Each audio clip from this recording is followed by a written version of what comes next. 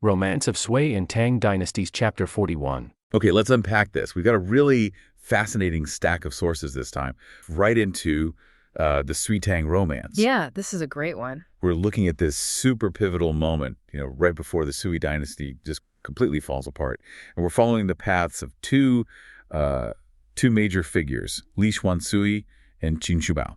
And it's such a clever way to frame the story because the sources are setting up these two completely different ideas of what a hero is, and they're happening at the exact same time. Right. And the thing that it jumps right off the page is this heavy idea of fate. I mean, the sources don't just sort of hint at it. They say it outright. Oh. The opening lines basically say that friendships and especially marriage pacts are predetermined bonds from a past life. The heavens have already set it all up. So we're just watching destiny play out in two very different arenas. Exactly. One on the quiet home front and the other on this, massive, brutal battlefield. And what's so interesting is that the personal stuff, like Li Xuansui finding a wife, it's completely dependent on the huge public failure of the Sui state. How so? Well, the political chaos, the tyranny of the emperor, it creates this vacuum, and that's where fate, gets to step in. The personal and the political are just completely fused here. Okay, that makes sense. So let's dive into that first part with Li Xuansui. He's on the run with his companions, Wang Bodang and Bing Yuanzhen. They're fugitives. And they are exhausted. I mean, hungry, thirsty. The text says they've gone about 200 leso, 60 miles? About that, yeah. Yeah. They're just trying to get away from the authorities who are definitely on their tail. And then they find this place, this little pocket of peace. And the language used to describe it is it's so beautiful, almost like a movie. They stop at this secluded little home, and it's described with tu'a, which is like dense woods and slender bamboos. It's a classic image of tranquility. It's supposed to feel like a total oasis, a complete contrast to the chaos they're running from. Exactly. And this is where, the romantic side of Li Xuansui's destiny literally walks into the scene. He's about to ask for some food, and he sees her. He sees where? The young maiden, gathering mulberry leaves. And he is just floored. I mean, totally stunned. She's only 17, maybe 18. And the source makes a point of describing what she's wearing. It's not fancy. No, not at all. It's memorable because it's so simple. A plain blue cloth blouse, a simple silk skirt. It's all very, down to earth. But his reaction is anything but. He basically says, why is such a legendary beauty here in this forgotten place? Right. He's putting her on a pedestal immediately. That's a sign, a sign that she's meant for something more, even if she's in these simple surroundings. And that brings us to her father, the old man, who shares the surname Wang. He welcomes them in, but the mood changes pretty fast. It does. This is where the politics come crashing back in. The old man explains he moved to this village, Taiping Village, years ago specifically to escape the political unrest under the Sui. But he couldn't escape it. Not really. He tells them his sons, that his two sons were forced into hard labor. Yeah, for the emperor's massive public works projects, the source even names them and opening rivers and building walls. These huge draining projects are exactly what fueled the Wagang rebellion in the first place. Exactly. So the old man's private suffering, he hasn't heard from his sons in years, he thinks they're dead. It's a direct result of the state's tyranny. Li Xuansui literally walks into a house that's been broken by the very system he's trying to overthrow. So his future's being forged right there in this house full of anti-Sui grief. And just as they're talking about this, another key player arrives. The old man's nephew, Wang Dongren. And this guy is something else. Wang Bodang knows him, calls him elder brother. But the description, he's 9 feet tall. A giant. A giant with red hair and a red beard, yeah. And his face, the source says, is like a living shizi. The mythical creature, right. The one associated with justice. Exactly. A justice unicorn, basically. It's not subtle. He's described as having a tiger body, wolf waist. This guy is a force of nature, physically and, morally, he's ready for a fight. So they quickly fill him in on their escape, how they drug the guards at an inn. And Wang Dongren says, yeah, the news is already out. Right, he confirms they're still in danger. But he's not really focused on that. He's sizing them up. He says he's been roaming around looking for a worthy leader to follow. He's been shopping around? Totally. He even lists the other rebel leaders he's met and rejected. Zhang Jinsheng, Gashida. None of them were good enough. He was looking for someone he could truly, pledge his life to. But then he sees Li Xuansui. And that's it. It's an instant connection. He's immediately impressed and says he'll follow him to Wagang, join the rebellion. That recognition is so important.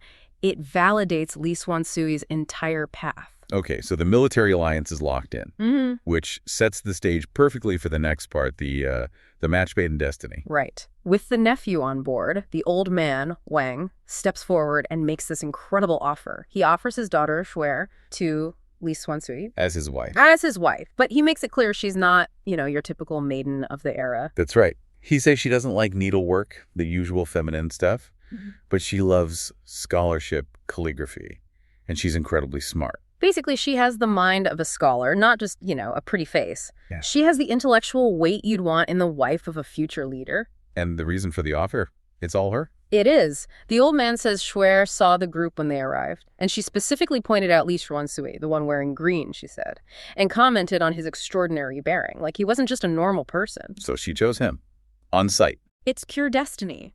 She saw his potential. Li Xuansui is a bit reluctant at first. He says he's a drifting weed, a homeless fugitive. Yeah. How can he start a family? But they convince him. They say this is a sign from heaven that fate is blessing their cause, so they have to seal the deal. With tokens. Right. They need a physical pact. Li Xuansui gives the old man a pair of jade rings from his sash jade, symbolizing, commitment, wholeness. And in return, the old man gives him a small golden hairpin taken right from Shuer's own head. And that's it. The marriage pact is sealed, based on jade, gold, and a shared enemy. They stay the night, leave at dawn, and Wang Dangren promises to meet them at the rebel base later. It's this quiet, powerful, and deeply political moment. A new rebellion solidifying its leadership. But now, here's where it gets really interesting. Because at the exact same time all this is happening, Complete whiplash. total whiplash, we cut from this quiet, faded romance to the roar of a battlefield, to Shubao. And the contrast is everything. Qin Shubao isn't running from the Sui dynasty. He is its most effective weapon. He's the vanguard for Commander Lai Hur in the big campaign against Goguryeo. And he's not just a good fighter, he's a brilliant strategist. The source praises his lair using clever strategy to win. He captures a key river. That was the Shui River, and by taking that, he opened the path for a secret crossing of the Liao River right after. These are big, complex military moves. Not minor skirmishes. No, this is high-level operational command. And it works. The campaign pushes all the way to Pyongyang, the capital. And it ends with this huge defining victory where Qin Shubao personally kills the Goguryeo general, a man named Yu Wenli. This is peak glory. I mean, for a soldier in the Sui army, this is as good as it gets. He's serving his emperor with incredible skill and loyalty. Which is the problem for the rebels, isn't it? Yeah. The dynasty might be rotting from the inside, but it can still field soldiers this good. That's the core conflict. Qin Shubao represents the best of the old system, just as Li Xuansui is trying to build a new one. So this victory leads us to the next section, the imperial reward. Commander Lai reports the news back to Emperor Yang, and the emperor is greatly delighted. Of course he is. He hands out rewards immediately, and they're huge. Commander Lai gets to be a Duke of the State, a massive honor. And Qin Shubao gets the military title Yin Yang. The Eagle's Flight, yeah. That's not just a pat on the back, it's a serious military honor. It recognizes his speed and his ferocity in battle. It's the emperor saying, I see you, and you are my best weapon. But look at what the emperor does next. He doesn't say, great job, let's consolidate. No. His reaction is immediate, dangerous escalation.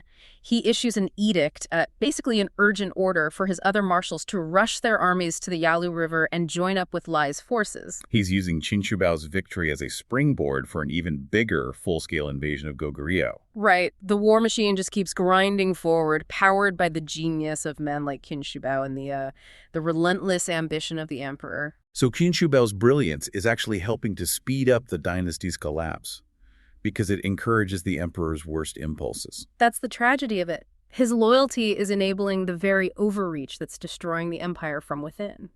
And the sources, they drop us right in the middle of it. Yeah, no preamble. And they make it crystal clear that the enemy... Well, the enemy understood the Sui leadership way better than the Sui emperor himself did. The whole strategy was basically psychological warfare. Okay, let's unpack that. The mastermind for Goguryeo was General Uji Mundiok. So he's not looking at the Sui army as just a mass of soldiers. Not at all. He's looking at the men leading them, particularly Yuan Shu and Yu Zongwen. And what was his take on their character? He pegged them perfectly. The source uses this incredible phrase, suf, Meaning? men greedy for profit, avaricious. Mundyuk knew that if he just dangled enough wealth in front of them, they'd throw all caution to the wind. So he targets that specific weakness. Instead of a frontal assault, he sends what's basically a massive bribe. Exactly, disguised as a peace offering. He sends these lavish gifts, hue pearls, famous horses, top-grade ginseng, sable furs, all with this fraudulent offer of surrender, a cunning deception. Right. And Yuan Shu, this veteran general, he's so blinded by the thought of all these riches and, of course, the glory of a victory without a fight, that he just accepts it. He just buys it. Hook, line, and sinker. He thinks Mundyuk is just handing himself over. It was stunning hubris. And Mundyuk uses that moment to slip away and set up his real trap. Yes, he sets up a defensive line designed to split the entire Sui invasion force. His plan was explicit. Make sure the land and naval forces can't support each other. So when Yuan Shu realizes he's been played, he reacts rashly. Very rashly. He gets his vanguard together, including his two sons, Yuan Huaji and Yuan Ziji, and just chases Mundyuk straight into the trap. Which Mundyuk was waiting for. Of course. He uses a tactic called Neo, a feigned retreat, to lure them deep into the terrain around Beishi Mountain. The trap springs, and suddenly the vanguard, led by the two sons, is completely surrounded, cut off. They're about to be wiped out. Annihilated. And this is where things get really interesting. Right on the verge of collapse, a lone general just appears and cuts through the Goguryeo lines. Tell us about this arrival. It sounds dramatic. Oh, it's classic romance novel stuff. Yeah. A figure under a red banner marked Qin. Simple battle robes, silver armor, but his weapon gives him away instantly. The double maces. The characteristic pair of double maces. He doesn't hesitate, just single-handedly routs the enemy forces. And that, of course, is Qin Shubao. He saves the entire vanguard and then goes head-to-head with the architect of the trap, Ulji Mundyuk himself. Right. And Mundyuk, who's been fighting and maneuvering all day, is exhausted. He's just no match for Shubao's ferocity. He's overpowered so fast that he literally has to ditch his gold commander's helmet and hide among his own foot soldiers to escape. So Shubao gets the helmet, claims a bunch of enemy heads. He saved the day. He saved the Yuan family. And at first, they're grateful. Yuan Huaji publicly praises him, says he relieved my siege. But that relief, it lasts maybe a few minutes. Because someone recognizes him. One of the UN household generals. And this is where the personal grudge just explodes onto the military stage. He knows exactly who Shubao is. So the sons, Huaji and Ziji, they confirm it. They look at this man who just rescued them from certain death, and they realize that even though his clothes are different, his face and his weapons match the man who killed their brother years ago, the Gungzi, during the Rensho 4-year Lantern Festival incident. And just like that, the war, the national interest, the fact that they're still in enemy territory, all of it just vanishes. It's gone. The personal vendetta is now the only thing that matters. Their savior is now their most hated enemy. How does a veteran commander like Qin Shubao not see this coming? I mean, he was praised, given the helmet as a trophy, and then hours later, he's the target of an assassination plot. He was what the sources call a Q, a straightforward, upright man. He was brave. He believed in honor. He just assumed, I think, that the Yuan family would prioritize the immense service he just did over an old feud. A fatal miscalculation. Totally. Yuan Ziji sees his chance and comes up with this vicious, calculated plan to kill Shubao and make it look like a military execution. What were the steps? Chillingly efficient. Step 1. Send a reward of 100 taels of silver to Shubao's troops. That makes it so Shubao feels honor-bound to go thank Yuan Shu personally. Okay. Step 2. Tell him to show up without his military uniform, no armor, no weapons. Step 3. The moment he arrives, seize him and accuse him of colluding with the barbarians. The captured helmet would be the proof. The idea being they could execute him immediately before his protector, Commander Lai Huz, could step in? Exactly. And Shubao, he misreads the whole thing. He thinks being told to come without military gear is a mark of great respect. So he changes into formal civilian clothes. He's completely unarmed when he walks into the tent. He walks right into the cage. Yuan Shu gives the order, take him down. And what follows is just this unbelievable struggle. This isn't just an arrest. It's a marathon fight. Yeah, the sources say he fought them for 2 shichen. Which, for anyone listening, a shichen is a 2-hour block. So he was struggling violently for 4 straight hours against multiple soldiers. 4 hours. Unbelievable. The text even says he broke the ropes too, several times. Just kept demanding to know what his crime was. They literally could not hold him still. So his sheer resistance is what blows their cover. The delay forces them to reveal their hand. It does. Yuan Shu announces the official charge, communicating with the barbarians, releasing the thief, and so on. But it's taking so long that his son, Yuan Huaji, loses his temper and just shouts the real reason. He just blurts it out. He yells something like, "Qingqiang, do you remember the Lantern Festival incident? Today you've met my father and us, you will surely not live." And the moment Shubao hears that, The struggle ends instantly. He realizes it was never about military justice. It was always about revenge. so he just stops fighting. He accepts it. He says, "So that's what it is? I eliminated a scourge for the people that day. You seek revenge for your son today." He was ready to die. But his men weren't. This is where his captain, Zhao Wu, comes in. Right. Zhao Wu realizes his general has been seized, rushes out of the camp for help, and by sheer luck, he runs straight into Commander Lai Ho's. Shubao's superior officer and his patron. Lai Ho's and another commander were riding in for a meeting. He sees what's happening, and his reaction is volcanic. He rides into the camp, furious, and demands, "For what reason do you intend to harm my officer?" He publicly challenges Yuan Shu. Immediately, he orders Shubao unbound. Yuan Shu, humiliated, tries to repeat the fake charges, collusion, delays. But Lai Huz isn't having it. Not at all. And this is where he gets very politically savvy. He doesn't just say, "You're lying." He uses specific language that's much more dangerous for Yuan Shu. He points out how absurd the charges are. Shubao reported the helmet. He didn't hide it. And then he delivers the killing blow. Yes. He accuses Yuan Shu of jealousy of the worthy. Basically, you're just jealous of Shubao's skill. But the really potent charge was invading another's jurisdiction and killing wantonly, which is a direct challenge to military hierarchy and imperial authority. It's not just a petty feud anymore. It's an act of near insubordination. And that shuts Yuan Shu down completely. Renders him speechless. Lai Huz knew exactly how to frame it. He made it about a catastrophic failure of military discipline, not a private grudge. So the other commanders have to step in and mediate, but the damage is done. Lai Huz knows Shubao is still a target. Absolutely. So he immediately moves him, sends him to the safer naval forces at Haiku Dianza, and crucially, he appoints a trusted ally, Wu Maogong, as the new vanguard commander, specifically to protect Xun Shubao from any more attempts by the Yuans. So the personal drama is paused, but the core problem, the flawed leadership, is still there, which brings us back to the massive military disaster. Yes. Despite everything, Yuan Shu and Yu Zongwen learned absolutely nothing. Claiming supply shortages, they accept Ulji Mundiok's fraudulent surrender again. They fell for the same trick twice. Twice. And they order a massive retreat to the Salsu River without even telling Lai Huz. This time, Mundiok doesn't use a subtle ambush. It's a full-scale rout. A slaughter. A total slaughter.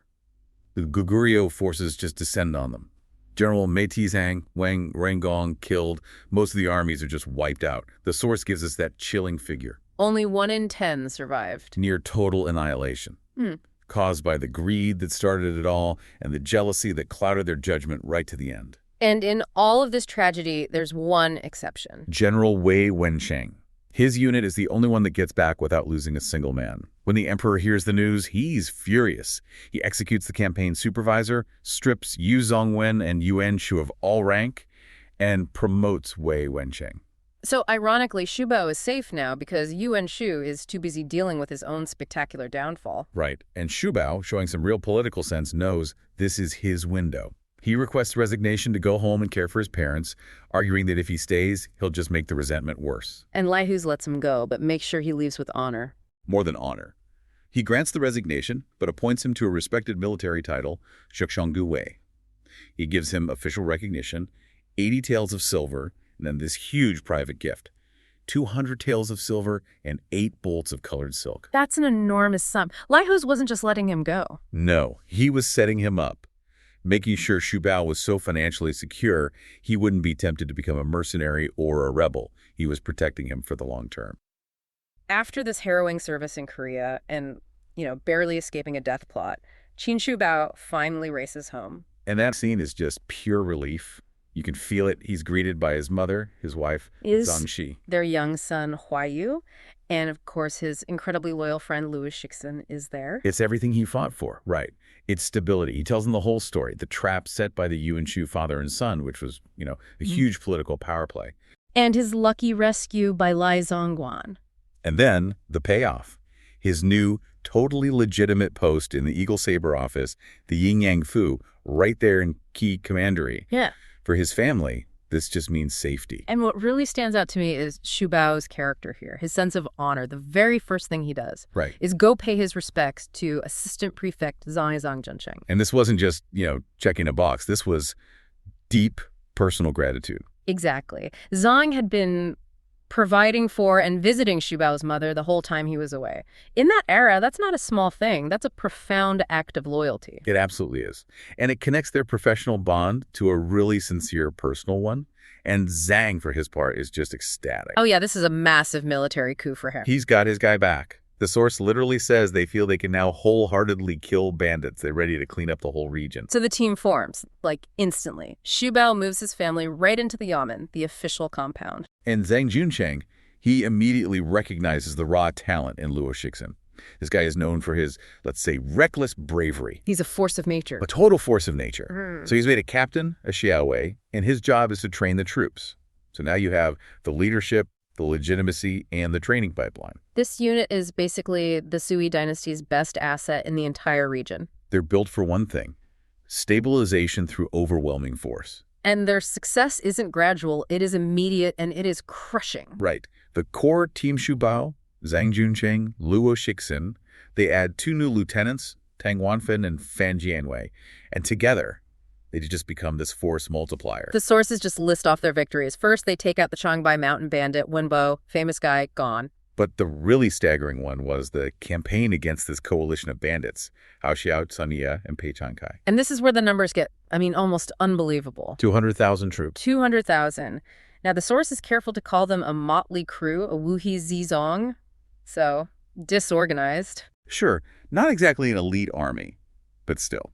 Even a disorganized mob of 200,000 people is a huge logistical problem. So what does a victory like that do for Shubao's reputation? It makes him a legend. Overnight, he goes from being a capable officer to the guy, the ultimate guarantor of Sui rule in the East, alongside Zhang Zutuo. And they follow that up by taking out Lu Mingyu and another 10 or 20,000 of his men. So bandit forces across 3 major regions, Shandong, Hebei, Koisi, they become, and I'm quoting here, utterly paralyzed by fear. That's when you know you've made it. And of course, the emperor notices. Oh, absolutely. These victories are being reported back to the capital, Ji and Leizhou, one after another, and the promotions just start rolling in. Zhang Junsheng gets a huge one. He's made key commandery grand administrator. So he's the top dog, civil and military. And on top of that, he gets this wild title, ambassador for suppression and hunting across 12 circuits of Shandong and Hebei. So he's effectively the security chief for half the Eastern Empire. And Qin Shubao gets his due. He's promoted to Yue General, so deputy commander, right there with Zhang. Luo Shixin, too. He's made a Zaichang Langjang, a colonel, basically. These aren't just ceremonial titles. This puts him in the high command. This is immense trust from the throne. It's an incredible peak. The source sums it up so well. Before the enemy, 10,000 people are discarded. Throughout the 4 seas, their names are spread. This is Qin Shubao at his most famous, his most legitimate. And his most loyal to the Sui. And the timing of this is just, it's fascinating. Here's where it gets really interesting. Because at the exact moment, Shubao is getting all these rewards for crushing rebels. His sworn brother is getting ready to join the biggest rebellion in the north. That's the core irony we have to grapple with. So now we shift focus over to Li Xuansui, Wang Bodang, and Bing Yunzhen. They've split off from their old group, and they're heading for Wugang. And Li Xuansui is the strategist of this little group. He immediately points out a critical flaw in Zairang's setup at Wugan. Which is what? They have numbers, lots of guys. Yeah. But they don't have what the source calls shock troops or charge breakers. The tip of the spear. The guys who can smash through a line and win a battle decisively. Exactly. They lack that decisive edge. And Li Xuansui says, I know exactly where to find the best in the empire. Let me guess. They're sworn brothers. Qin Shubao and Xiangxin, eldest brother Shan. He insists their bond, their brotherhood, demands they bring them in. But Wang Bodang is the pragmatist here. He raises a pretty valid concern. A very valid concern.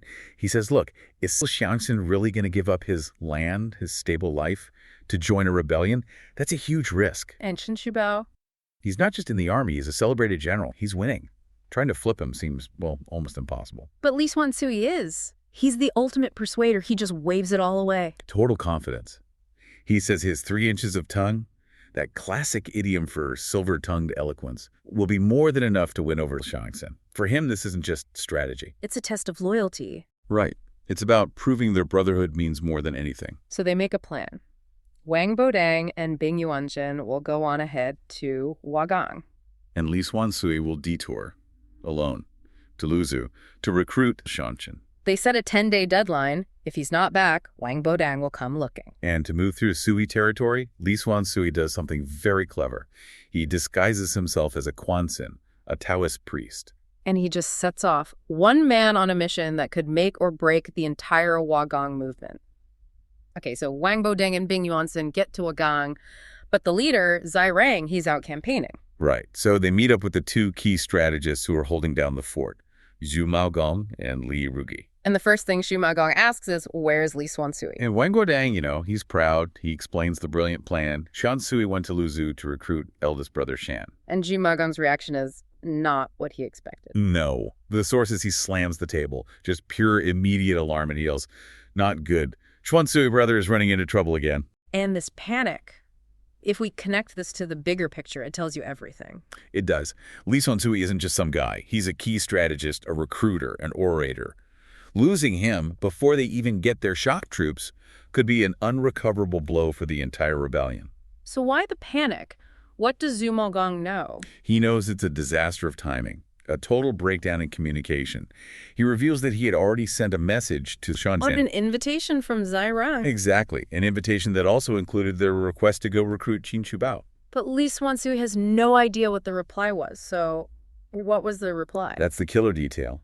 Shangxin wasn't home. Oh, no! He had replied saying he was busy escorting Du Jiandi's daughter to Raiyang, but he promised he'd come to Wagang right after. So Li Xuansui is walking into an empty house. In hostile territory. The source uses this great phrase, Lu Da Liang Liang. His body is exposed on the road. He's disguised, alone. No weapons, no backup. It's what they call Tuda. He's heading straight into massive, unavoidable trouble. A rebel strategist captured on the road is a gold mine for the Sui. It's a death sentence for Xuansui. But Xu Maogong is brilliant under pressure. He doesn't waste a second. Instant action. He pulls together a rescue party on the spot. Wang Bodang, Li Rugu, and another guy, Qi Guoyan, who just happened to show up with provisions. Plus a few of their best captains. And the plan has to be covert. They're to disguise themselves as merchants, hide their weapons, and just race to Luzhu and start searching. The instructions are key. If they find him and there's trouble, they are to cause a scene, non-Tai Chang, create a massive diversion, a disturbance, anything to buy time. And Xu Maogong says he'll follow right behind them with the main force as backup. So now, everything, the entire Wagang strategy, the recruitment of their most important heroes, all of it, it comes down to this one frantic race. Can they find one overconfident, dangerously exposed brother before the Sui army does?